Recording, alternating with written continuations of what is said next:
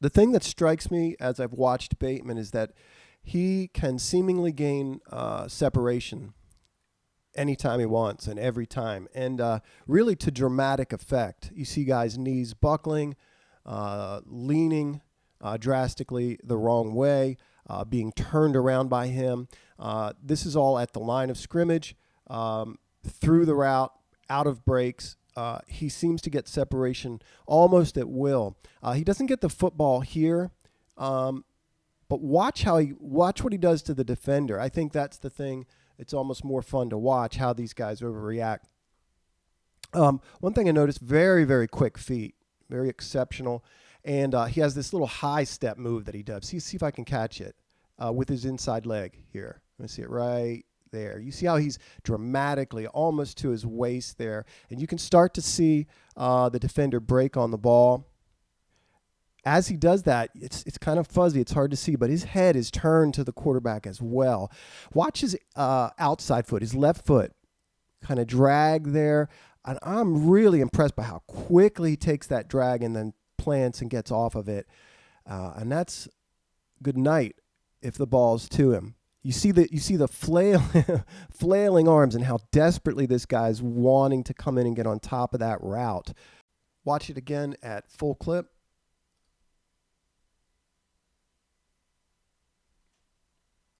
So the key word, again, that keeps coming up as I watch him is separation.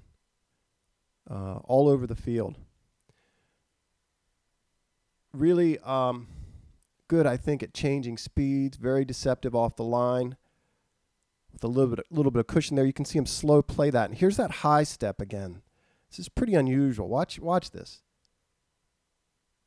And you'll watch the defender. That's always kind of fun to watch as I watch Bateman, is how his fakes, head fakes, jab steps, what have you, affect the defender. And watch the amount of separation he gets out here. So he's a handful. He is a handful one-on-one.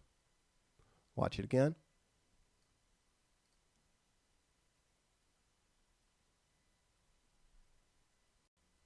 I think teams, if this ability to win one-on-one does translate, which I believe it will, teams will not be able to leave him out, defenders out on an island on him. Watch this kind of slow play as if to block this underneath. It's like a cover two to this side, I think. He's watching Rashod. Watch him kind of give up on that at a certain point here, turn his head back to the play fake going on behind him, and watch Rashod turn on the juice there. Now he's going to blow right by this deep safety, who apparently was buying into the fakes down here as well. This guy grabs his jersey right in the front, and I don't know how this isn't called. It kind of carries him the whole way down the field. But he's going to blow right by that guy. So really impressive fake. Love how he turns on the jets in a flash, and he would have been gone here. Here's a pretty good example of what I was talking about. You got a triangle coverage to this side, 3/2. This weak linebacker is going to come down on this play fake to the back, and this guy's left one-on-one with Bateman. Watch the feet here. Very, very quick off the line. This guy doesn't have any help over the top outside, and he can't get beat outside. Watch the effect. This fifth wide step here. 5 very fast steps. The fifth is wide, and watch the effect it has on the defender. Opens up completely and becomes off balance. Inside foot's off the ground. Beats him inside. Watch that. You can get a sense of how fast his feet are, I think, at full rhythm. Here we go.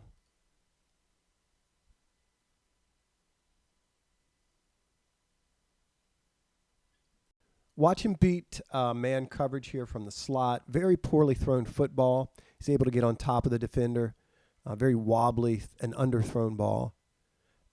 He's able to track that, come back to it, play through contact, and see it in and come down with it. One of the things that makes him dangerous is his change, that he changes speeds, varies speeds coming off the line of scrimmage. You can see him slow play that route, and we do not have the all-22.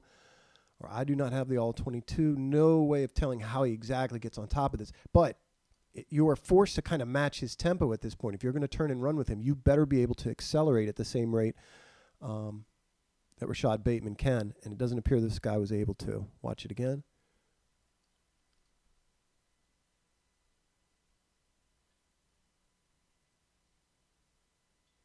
Here he is into the boundary. This is about as good as it gets. Catches a defender absolutely flat-footed.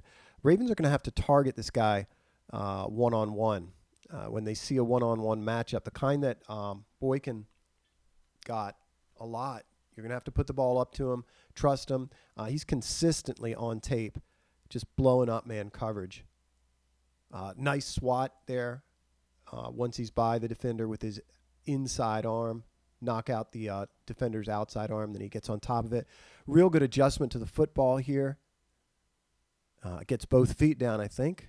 Let's see that. Watches the ball in. 1, 2. Watch it again.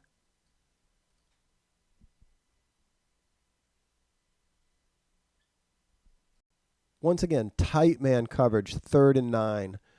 He's able to get the defender's playing him inside, and he's able to get him to open up. Takes both feet off the ground with that jab step right there. Gets him flat-footed and leaning the other way. He's going to keep this angled vertical, I think because of the linebacker help here on 3rd down. Then he bends it in.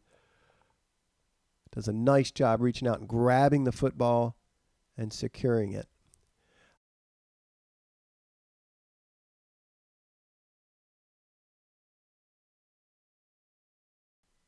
I do like him in the slot as well as outside. This play shows his ability to read the defenders, assess the coverage. You can see this linebacker staying home on the read. You can see the corner back pedal. Watch him take this wide of that apex, bend it around him just wide enough, and he and the quarterback are on the same page, and he's going to take this ball to the end zone. Watch it again.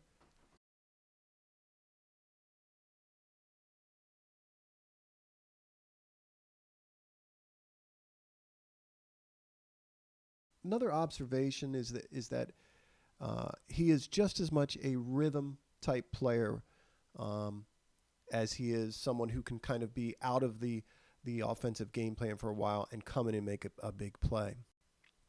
This is really going to open up a lot of those deep overs that Mark Andrews runs. You're not going to be able to keep a backside safety on top of Mark Andrews and on top of Rashod Bateman.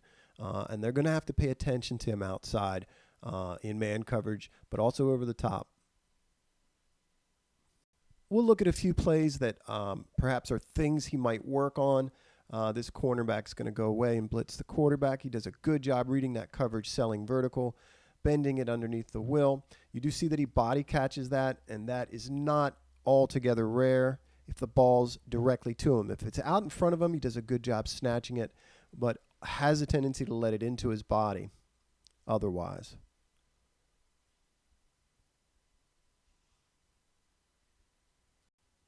This is a poorly thrown slant off of run pass option. Just very late with this football, but you do see Rashod alligator this a little bit. Right there, you see him back away from the football. That could be a business decision. Seen it a couple times on tape, though. See if I can find another example of that. You're going to see him pull up short a little bit here as well. He does take his eye off the football and checks the defender. And that football goes right through his hands. Watch it again.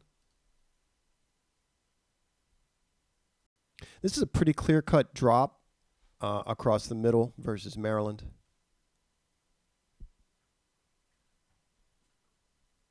Another not-so-great throw that really doesn't do him any favors here, kind of goes against his momentum. But it does get him in the hands.